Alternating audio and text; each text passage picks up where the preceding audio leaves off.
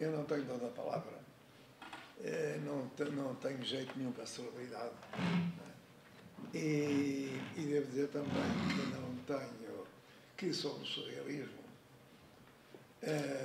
o melhor será ler os livros. Não é? Há toda uma biblioteca com centenas de livros sobre o surrealismo. Mas quem realmente se interessa a sério para o surrealismo, é básico ler esses livros. E são inúmeros, são muitos. Não é? De maneira que não vos vou falar de datas, eu nunca acertaria, porque nunca acerto em datas. Não é? De maneira que, também por outro lado, é certo que eu não frequentei sequer o liceu, sequer faculdades, sequer escolas de belas artes. De maneira que estou aqui com a quarta classe. De maneira que está claro que não tenho muito ou não tenho nada a ver com coisas com o estudo académico. Não é? E ninguém me pediu opinião, mas eu vou dar ao mesmo sem me pedirem. Não é? Parece-me que todo o estudo que é superior, entre asteriscos, como se chama o estudo académico, não é? Devia apontar, nos tempos que correm, principalmente para a sensibilidade. E é isso que falta a toda a gente que sai de discurso. Parece. É?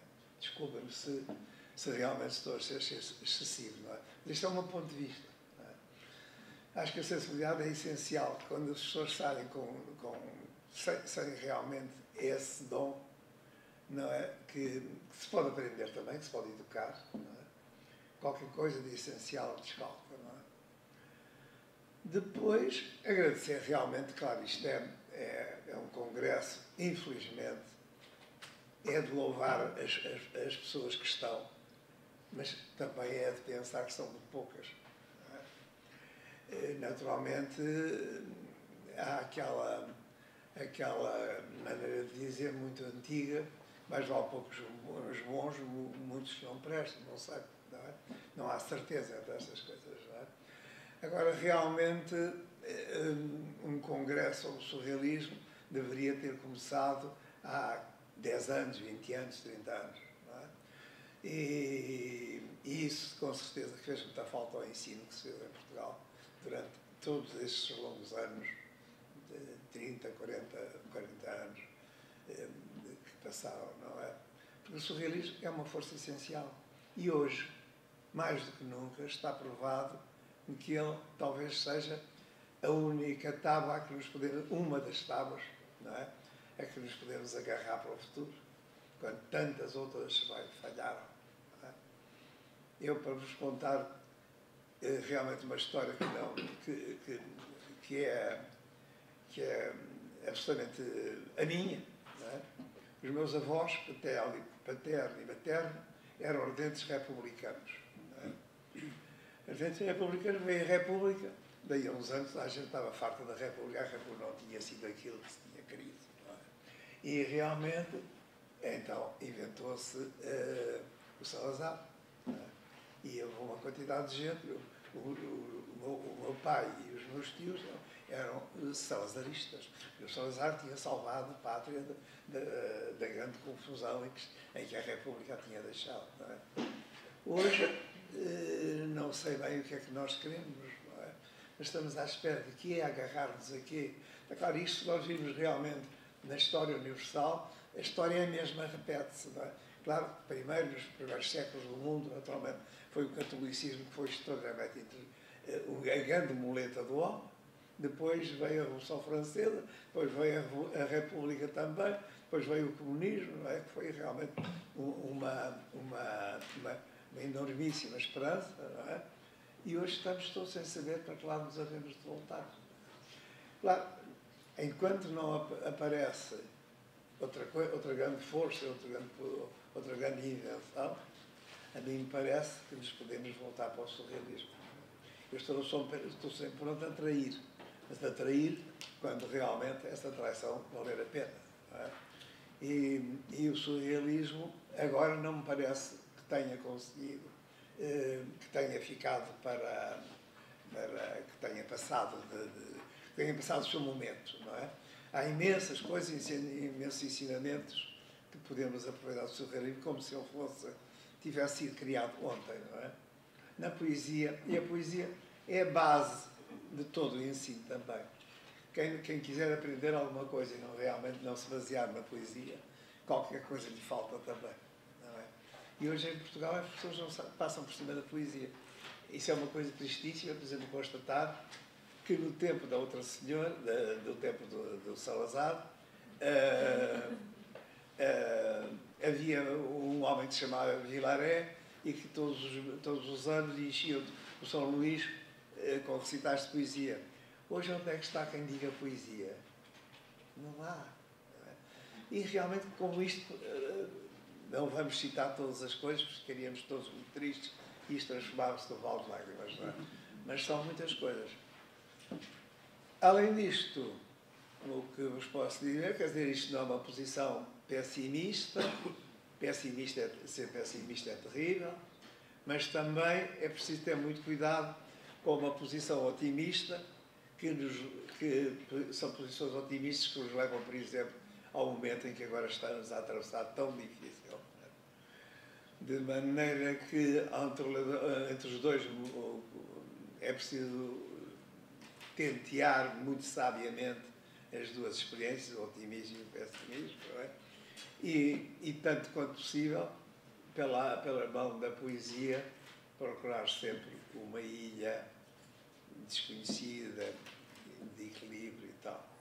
Quanto ao surrealismo aqui, isto sem datas, não peçam datas, eu para datas sou um zero à esquerda, não é? Mas acontece que o surrealismo aqui teve duas espécies de grupos, não é? Ou um número de pessoas interessadas de uma maneira no surrealismo e outras tantas de outra maneira, interessadas de outra maneira no surrealismo, não é? Desde o princípio se tem o surrealismo como uma estética ou uma ética. E teríamos que achar, como é preciso mais ou menos classificar as coisas, não é? Que o grupo do António Pedro, que é como ele é geralmente definido, teria sido um grupo mais de concepção estética do que ética. Embora a vontade deles fosse realmente, também naturalmente, ter uma grande participação ética. Mas nem toda a gente o consegue, não é? Se as minhas coisas têm algum valor e dizem alguma coisa, há pessoas que o dizem, eu não sei. Não sei porque, quer dizer, eu passei a vida não como pintor, não como artista, mas em empregos diversos. E a trabalhar e a fazer a maior parte dos desenhos que fiz dentro das gavetas dos empregos. E acontece que a maior parte dos senhores esteve realmente de ateliês, bem montados, etc. E a pintura saiu frouxa, ou pelo menos apenas decorativa. É o caso de um pintor, por exemplo, que eu cito o nome, não é? O Fernando Azevedo, que até estimo como pessoa, não é? Daquele grupo do António Pedro, há que realmente ele sentir com toda a sua força uma figura que se chama António da Costa, que se chamava António da Costa, não é? Foi a figura mais extraordinária daquele grupo, não é? Mas se fosse possível haver aqui um organismo qualquer que fizesse exposições a sério, que se interessasse a sério por aquilo que se passa neste país, que já teria sido feita, por exemplo, uma exposição do Vespeira. É um pintor que eu conheci, evidentemente, eram aliados próximos e camaradas quase da adolescência, não é? E que eu teria imensa curiosidade, eu tinha imensa curiosidade de ver a pintura dele para poder julgar, não é? Vê-se um quadro aqui, um quadro ali, e não é suficiente, não é? Claro, pessoas extraordinárias dentro do grupo do António Pedro, do lado humano, não é? Que não deixaram quase obra, não é? Seria o António Pimentel Domingos, por exemplo, que foi um amigo, era um tipo extraordinário, que ainda hoje não falo dele sem comoção, não é? E também uma criatura interessante dentro do grupo foi o Muniz Pereira, não é? Agora, realmente, havia por ali uma grande vaidade e uma grande vontade de ultrapassar as coisas um bocado, de uma maneira um bocadinho deselegante. Pelo menos. Usamos esta palavra, não é? O nosso grupo, nós éramos uns rapazinhos que andávamos de café em café. Lisboa estava cheio de café nessa ocasião. E ir da Baixa ao Campo Grande para um grupo, para uma determinada mesa de café, era absolutamente natural. Fazias esse caminho a pé, para trás e para dentro, para marcar encontros dos cafés da Baixa para os cafés de Campos e não sei como é, não é? De maneira que, e nessas caminhadas, estava incluído realmente o Cesarino, o António Maria Lisboa, enfim, foram companheiros inesquecíveis. Claro que o Cesarino deixou uma obra enormíssima, vastíssima, e que vai da poesia para a pintura. Hoje, realmente, eu próprio, com surpresa, me verifico que a pintura dele foi tão extraordinária como a sua poesia, e que hoje seria talvez uma das pessoas realmente a expor lá fora, a passar esta fronteira, né? Numa grande exposição do Cesarino. A pintura deles foi de uma grande atualidade no momento em que foi feita, não é? E hoje ainda é, claro, não é? E o António Lisboa foi assim uma espécie de Rambo que morreu cedo demais, não é? E com 24 anos, creio eu, não é? E que mereceria realmente um estudo de doutorado que ainda não foi feito. Não é? E que, está claro que também seria interessante. Há um caso do nosso lado, no antigo grupo que nós chamámos, que nós chamámos os surrealistas, em oposição ao outro grupo que se chamava o Grupo Surrealista de Lisboa. Nós realmente chamámos os surrealistas para que cada um de nós fosse responsável por si próprio, pelos seus atos. E estivemos a nossa primeira exposição em 49, que é que eu usei de dizer mais, quer dizer, com a presença do Almada, por exemplo, não é? Mas havia gente verdadeiramente indignada. A exposição era num primeiro andar e havia pessoas tão indignadas que, em vez de descer a escada depois da exposição, subiam, não é? Quer dizer, eram coisas de uma Lisboa muito, muito tacanha, não é? Muito... Agora, para mim, realmente, um pintor extraordinário que, por exemplo, apareceu na nossa exposição de 49 com um quadro debaixo do braço a querer expor, e que nós, principalmente o Mário e o António Lisboa, discutimos se seria viável pô-lo, se não, e no fim figurou com um quadro, foi o Carlos Calvé, né? Que naquela altura fazíamos uma grande diferença de idade. Hoje não fazemos diferença de idade nenhuma, somos todos os velhos, não é? Mas o Calvé, nesta casa, seria realmente uma das personagens que já se deveria ter feito uma grande exposição, porque a pintura dele é realmente uma pintura como ele foi, pintura, não é? Que de resto está em sua casa, bem guardada, numa vida bem organizada. Muito obrigado. Uma vida muito bem organizada, enfim, não é como a minha ou a do Cesarino, que enfim foram bastante loucas, não é?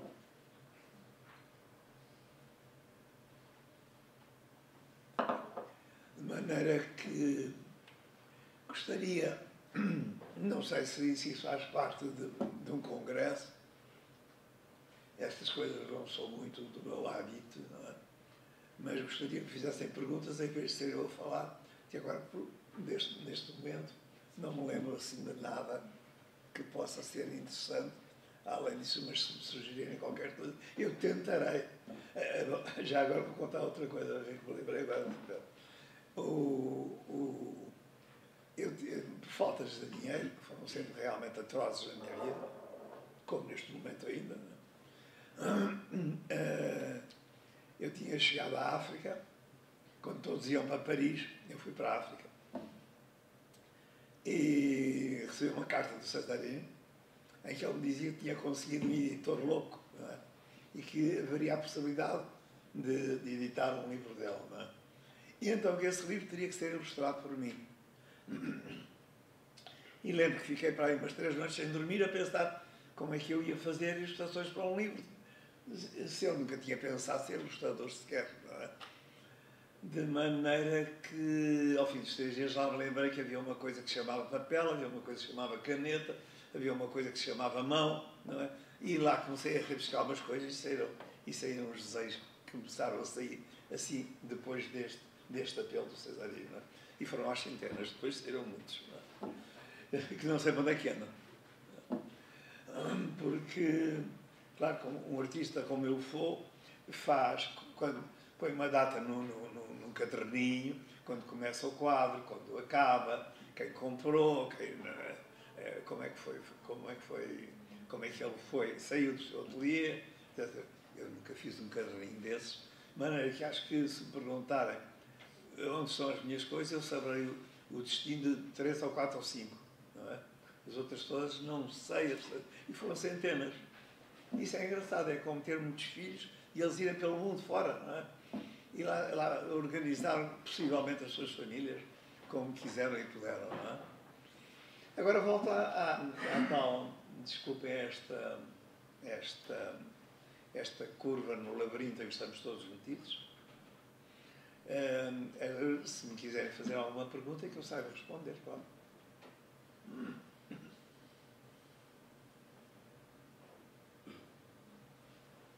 Posso começar eu, se não se importa.